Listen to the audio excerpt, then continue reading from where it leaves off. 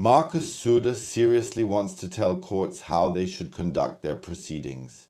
And when the candidate said the wrong thing yesterday on Wahlarena, he was silenced very, very quickly, and ARD realized very quickly that they definitely shouldn't give this man a voice anymore.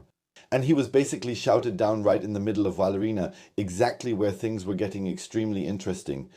If you'd like to support this channel, I would really appreciate a like and a subscription. There were also follow-up questions about what actually counts as wealthy people here in Germany. Söder got very specific and then said to Klamroth, "Why are you even getting upset? Do you even know how much you earn?" But what really turned my stomach yesterday on migration was the CDU-CSU parliamentary group.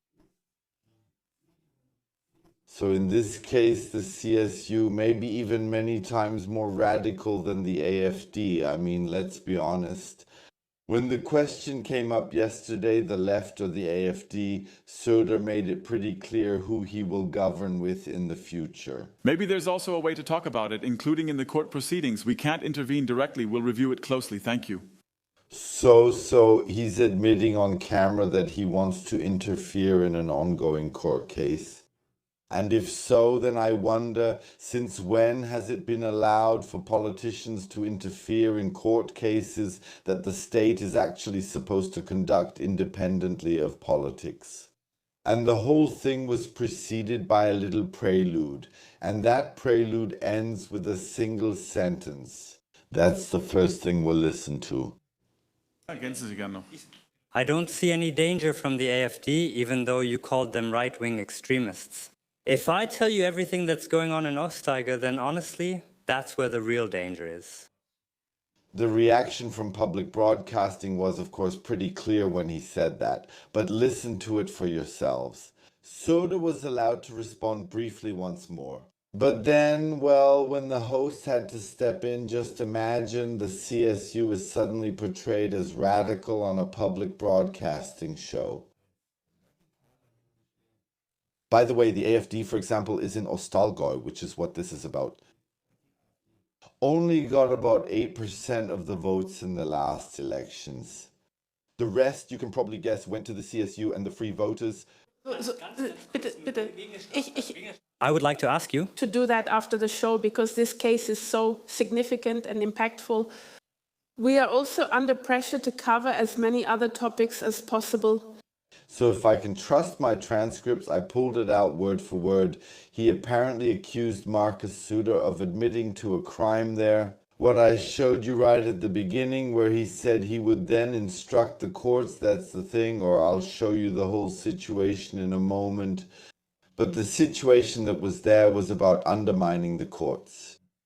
State premiere is, of course, that's really extremely close to the limit of what you can actually make people there understand. And of course, Luz Klamroth also said something about it, and pay attention to what he's trying to say in the background, or rather how he's trying to argue. Please bring that up again after the show. We will definitely, as promised, make the information and exchange possible, and I would ask that we stay on the topic. You've raised the topic of migration and integration. So you noticed it, the situation there was extremely tense, and I think this person was just trying to get some answers. And now I will show you the whole situation. This is about, well, you know, my story too, where, for example, documents were first put under lock and key and then suddenly disappeared. Yes, and where the whole thing really happened. I have no problem in North Rhine-Westphalia. I have no problem in Munich, only in Ostallgäu. I would say a free pass to deal with people like me, and above all, how do you deal with discrimination by authorities? Have you personally faced discrimination by authorities? Yes. I have. By the way, his name is also Ramanan Vana, and by the way, he has now deactivated his Instagram profile. It's not there anymore. By the way, he has already been on Stern TV. It was about a lawsuit. He wrote a bad review here in Germany and was then sued by lawyers for 10,000 euros. That's something you should probably know. And yes, if you post bad reviews here in Germany, or if you go against politicians or something like that, yeah, then you're basically considered mentally ill here in Germany nowadays, and you have to deal with that somehow. I just wanted to point out that Raman and Vanna actually isn't all that unknown. No. Von- Ich sage es konkret. Ja. A senior government official calls me, I come from the North African region. With an addition, if I say it here, everyone will be shocked. She then comments on my mental health condition, completely out of line. Another senior police officer describes me as a danger or a high risk. Unfortunately, I'm not allowed to show you the Spiegel report here, because Spiegel would immediately send a cease and desist. However, Spiegel usually does pretty good background research and would never invite psychiatrists, psychopaths, or criminals. The UR blog hasn't written anything about it up until this morning either. As for the review he gave to the gym, you can argue about whether it's worth suing someone for 10,000 euros over that. I doubt that you have to do that because of a review that was made in context, probably because the gym acted exactly that way. However, if that's the court case we're talking about, and I believe that's what it's about, it has absolutely nothing to do with him being mentally ill or anything like that. Otherwise, we definitely would have already heard about it from Spiegel. That's just to clarify the situation. I know there was already a lot of context this morning about this election or this Wahlarena disaster. Anyone who doesn't, well, I have to say, go along with everything and think it's all great just gets torn apart, no matter where, gym, politics, and so on. I've been suing over it in administrative court for a year and a half now. At first, they said the documents are classified. Now the authorities say the documents don't exist. Okay, first I would ask you to give that to me after the show or send it to me, then I'll take a closer look at it because it's absolutely unthinkable that this is intentional in any way. And to wrap up the topic, yes, it is exactly intended that way, and it is exactly as he puts it. By the way, the report is called What He Wrote in His Review Brought Him to Court, Stern TV, so you can look it up there. He only wrote negative reports, and how you can keep something like that under wraps is a complete mystery to me. Oh, he's taking action against lawyers here who might, maybe, of course, possibly even, quote, they could be close to the EU, which might explain why it's classified, but of course I don't know that.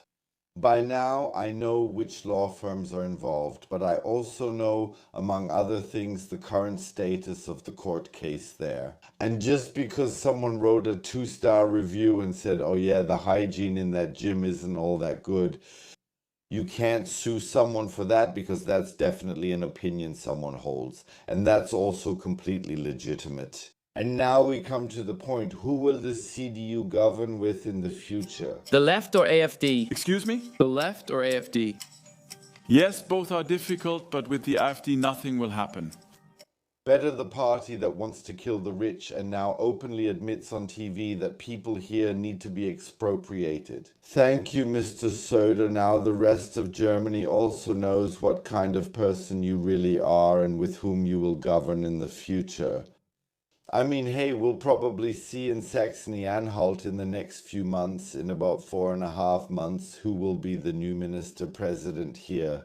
And that you really can't rely on the CDU anymore, and I hope this leads to an extreme election disaster for the CDU in 2 state elections. Rich people, or what counts as rich in Germany, say they don't want to. Mr. Söder, what do you consider rich? You mentioned rich people. What does rich mean to you? I'm asking. People who pay the top tax rate. That's already rich to you? So a skilled worker, a small business owner, a master craftsman is a rich man to you? None of them earn anywhere near as much as you do.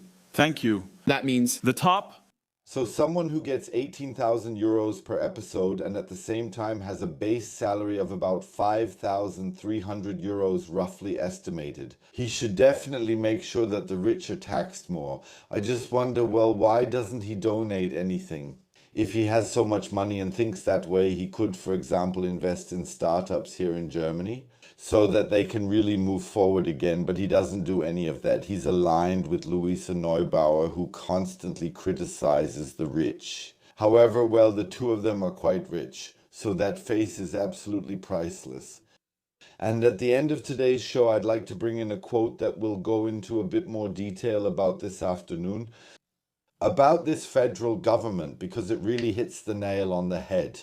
And what's missing in this federal government, I want to say this openly, is a plan. Exactly, the rich were forced to emigrate, those who could. By now, yes, it's just that this country keeps going downhill, as we can also see in the case of Raman Warner, where I really had to do a lot of research just to even figure out the facts of the matter. And then when people like that turn to the courts, when people like that go to police stations to be portrayed that way as well, and I read some reports there, they were really absolutely unacceptable. At the same time, well, the debt spiral might actually continue now. According to INSA, the Chancellor is now the most unpopular politician in the world. And I'll just say it in the words of Friedrich Merz. You just can't do it. Ask for a vote of confidence and finally step down. So that we never have shit shows like the one on Wahlarena again. And after that, whoever comes next, please put this country back on its feet.